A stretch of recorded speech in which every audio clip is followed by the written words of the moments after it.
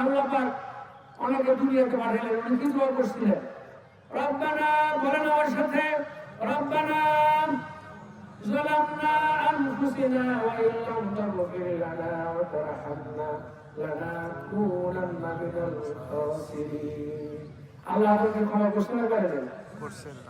আল্লাহ, আমি আমার নফসের উপর জুলুম করেছি, নিজেদের উপর জুলুম করেছি। আল্লাহ, তুমি আমাকে ক্ষমা করে দাও, মাফ করে দাও। যদি মাফ করে না দাও, ক্ষমা করে না দাও, তাহলে আমি তো জালেমদের অন্তর্ভুক্ত হয়ে যাবো। আল্লাহ বলেন সুবহানাল্লাহ।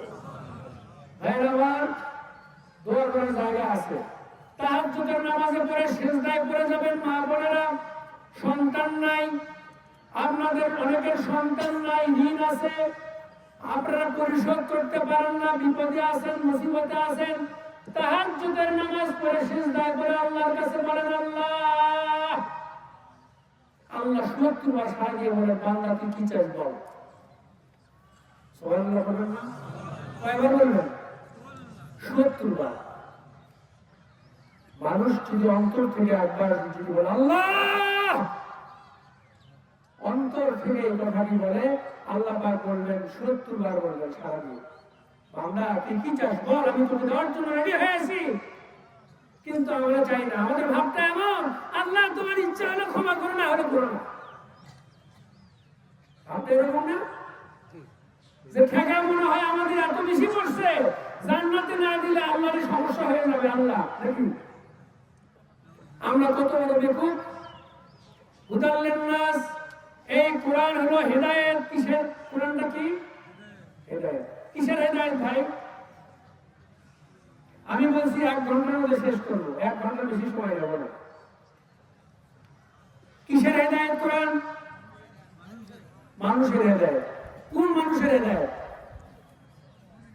এই কোরআন একটা শিশুর জন্য হেদায়েত। এই কোরআন একজন কামার, কুমার, জেলে, তাঁতি, একজন কিষান, একজন চাকরিজীবী, একজন ডাক্তার, ইঞ্জিনিয়ার, ওসি সাহেব, ডিসি সাহেব, এসপি সাহেব, পুলিশের আইজিপি, মন্ত্রী, মিনিস্টার, এমপি, প্রধানমন্ত্রী, সবার জন্য পথপ্রদর্শক। সেই কিতাবের নাম কি? চিল্লায় বলেন, আবার চিল্লায় বলেন, সেই কিতাবের নাম কি? এই কোরআন হচ্ছে সবার জন্য গাইড। গাইড বুক থাকে না? অনেক বই থাকে, তার মধ্যে আমার পরীক্ষার আগে গাইড বের হয়, বলে যে এই গাইডের মধ্যে যা যা আছে এটা পড়লে কি হবে? জান্নাতে যাওয়া যাবে। তো একটা গাইড বই দেওয়া হয়েছে, আপনাদের হাতে তুলে দেওয়া হয়েছে একটা মেসেজ। এই মেসেজটা কার? আল্লাহ। সৌদি আরব থেকে চিঠি আসলো, আপনার সন্তান সৌদি আরব থাকে, আপনি চিঠি পেয়ে আনন্দে গদগদ হয়ে গেলেন, ভক্তিতে গদগদ হয়ে গেলেন। আমার সন্তান সৌদি আরব থেকে চিঠি পাঠাইছে, খুশি না বেজা? সৌদি আরব থেকে চিঠি পাঠাইছে, বেটা কত খুশির ব্যাপার। বাপ শিক্ষিত মানুষ নয়, মূর্খ মানুষ, ওরা জানে না। এখন চিঠি নিয়ে যদি চুমু খায় আর পকেটে রাখে, বলেন তো এটা কি চিঠির হক আদায় হলো? এখন বেটা চিঠি লেখছে, বাবা আমার ক্যান্সার হয়েছে, আর কয়েকদিন পরে মারা যাবো, বাবা তুমি টাকা পাঠাও। আর বাপ চিঠি দিয়ে কি পকেটে রেখে আনন্দ খুশি, বেটা চিঠি আসছে সৌদি আরব থেকে। আর আল্লাহ পাক মানব জাতির জন্য চিঠি পাঠাইছেন। সেই চিঠি, সেই মেসেজ, তার নাম হচ্ছে মহাগ্রন্থ আল কোরআন। সেই চিঠি মেলে দেখার সুযোগ আপনার আমার হয় নাই। আপনি পড়ে বুঝছেন? কোরআন পড়েন? যদি পড়েন, কোরআন কি বোঝেন? কোরআনের মধ্যে কি আছে আপনি কি বোঝেন? আপনি যদি চেয়ারম্যান সাহেব হন, আপনার দায়িত্ব কর্তব্য কোরআনের মধ্যে আছে না নাই? এই চিন্তা করে বলেন না। আমাদের চেয়ারম্যান সাহেব তো এখানে বসে আছে, উনি তো জানেন এটা। বলেন, চেয়ারম্যান সাহেবের দায়িত্ব কর্তব্য কোরআনের মধ্যে আছে না নাই? ওসি সাহেবের দায়িত্ব কর্তব্য কোরআনের মধ্যে আছে না নাই? এসপি সাহেবের দায়িত্ব কোরআনের মধ্যে আছে না নাই? আমাদের এমপি মহোদয় যিনি নির্বাচিত হলেন আলহাজ রফিকুল ইসলাম, ওনার দায়িত্ব কোরআনের মধ্যে আছে না নাই? আমাদের বগুড়া থেকে একজন মন্ত্রী হয়েছেন মীর শাহ আলম সাহেব, আমরা তার জন্য দোয়া করি।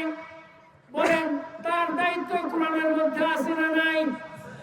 আমাদের বাংলাদেশের নতুন প্রধানমন্ত্রী হয়েছে জনাব তারেক রহমান, আমরা তার জন্য দোয়া করি আল্লাহ তাকে শিফায়ে কুল্লিয়া দান করুক। বলেন আমিন। রাষ্ট্রের প্রধানের আনুগত্য করা আমাদের সকলের জন্য কি কর্তব্য, দায়িত্ব এবং কর্তব্য। রাষ্ট্রের প্রধানের দায়িত্ব হুকুম পালন করা, মেনে চলা। আমরা যে এখানে ঈদ করতে আসছি, কার হুকুমে আসছি বলেন তো? আল্লাহর হুকুম। কিন্তু ঈদটা নির্ভর করে রাষ্ট্রের আদেশের উপরে। ঈদ আপনি ইচ্ছে করলেই একজন হুজুর ফতোয়া জারি করে ঈদের নামাজ পড়তে পারেন না। রাষ্ট্র আপনাকে বলবে, তারপরে ঈদ করবেন। রোজা শুরু করবেন রাষ্ট্রের, ঈদ শুরু করবেন রাষ্ট্রের পরামর্শে, রাষ্ট্রের আদেশে, রাষ্ট্রের আদেশ জারি হবে। তো প্রধানমন্ত্রী যিনি, তিনি তার দায়িত্ব কর্তব্য এই কোরআনের মধ্যে আছে না নাই? চিৎকার করে বলেন আছে। তাহলে কোরআনের মধ্যে যদি থাকে সবার দায়িত্ব কর্তব্য, এখন আমার সাথে আবার আগের প্রতি হওয়া করবেন, যেভাবে হওয়া করবেন। হওয়া করছেন না? যে চেয়ারম্যান সাহেবের দায়িত্ব কর্তব্য আছে, ওসির আছে, এসপি আছে, এমপির আছে, মন্ত্রীর আছে, আমাদের প্রধানমন্ত্রী জনাব তারেক রহমানের দায়িত্ব এই কোরআনের মধ্যে আছে, আছে না? সবাই আপনারা হওয়া করছেন তো? এখন আপনারা কি চান বাংলাদেশ থেকে সুদকে চিরতরে তুলে দেওয়া হোক? জোরে বলেন। এবার আসতে বলে কিন্তু হবে না, এবার জোরে বলতে হবে। আবার বলেন, বাংলাদেশ থেকে পার্লামেন্টে বিল পাস করে বাংলাদেশ থেকে সুদকে তুলে দেওয়া হোক। আপনারা সবাই কি চান? চাই। আলহামদুলিল্লাহ, আলহামদুলিল্লাহ, আলহামদুলিল্লাহ। আমার ওয়াজ করারই দরকার নেই, আমার বক্তৃতা দেওয়ারই দরকার নেই, শেষ। আপনারা বুঝে গেছেন আমার কথা। বাংলাদেশে আইন এবং বিচার ব্যবস্থা কোরআনের আলোকে তিনি করবেন, সেটা আপনারা চান কি চান না? চাই। জোরে বলেন, চান না চান না? চাই। আলহামদুলিল্লাহ। এই যে দেখেন এত সাউন্ড শ্রোতা, আসলে আমরা কথা বলতে শিখিনি, তাই আপনারা বোঝেন না। এই যে আপনারা বুঝলেন, আমাদের মাননীয় প্রধানমন্ত্রী যিনি শহীদ রাষ্ট্রপতি জিয়াউর রহমানের ছেলে, যে শহীদ রাষ্ট্রপতি জিয়াউর রহমান তাহাজ্জুদ নামাজ পড়তেন, তিনি জীবনে একটা টাকা অসৎভাবে দুর্নীতি করেছেন এরকম কোন প্রমাণ নাই, আছে না? বাংলাদেশের ইতিহাসে সবচাইতে সৎ শাসক যার, তার নাম কি? শহীদ রাষ্ট্রপতি জিয়াউর রহমান। তো তার সন্তানের কাছে আমরা এই দাবি করে জানাতে পারি না? পারি না? আমরা এই হুয়াকুয়ার মাঠ থেকে দাবি জানাই, বাংলাদেশের যত রকমের আইন আছে, এই যে কোর্ট কাছারিতে বিচারের জন্য যান না, এই বিচারগুলো কোরআনের আইন অনুযায়ী হোক। আপনারা চান পুলিশের আইনগুলো পার্লামেন্টে পাস করুক, সেটা চান? আলহামদুলিল্লাহ। বাংলাদেশে পতিতালয়ের লাইসেন্স দেওয়া আছে। পতিতালয় বোঝেন, ছোট বাচ্চারা আছে, এই জন্য এতটুকু বললাম। পতিতালয়ের লাইসেন্স আছে। এই লাইসেন্স গুলো জনাব তারেক রহমান বন্ধ করে দিবেন। আপনারা চান কি চান না? চাই। আমরা তো আমাদের প্রধানমন্ত্রীর কাছেই চাইবো। কার কাছে চাবো বলে? আমাদের দাবি কার কাছে করবো? তার কারণ আমরা তাকে ভোট দিয়ে নির্বাচিত করেছি, আমরা প্রধানমন্ত্রীর কাছেই চাইবো। তিনি বাংলাদেশের সকল পতিতালয় বন্ধ করে দিবেন। আপনারা চান কি চান না? চিৎকার দিয়ে বলেন চাই। বাংলাদেশে যত মদের লাইসেন্স আছে সবগুলো মদের লাইসেন্স তিনি বন্ধ করে দেবেন। আপনারা সবাই চান? চাই। আরেকটু জোরে বলেন, চান? চাই। আমাদের পাড়া মহল্লায় যত মদ বিক্রেতা আছে, যারা কালেকশন করেন তারা নামে পড়েন।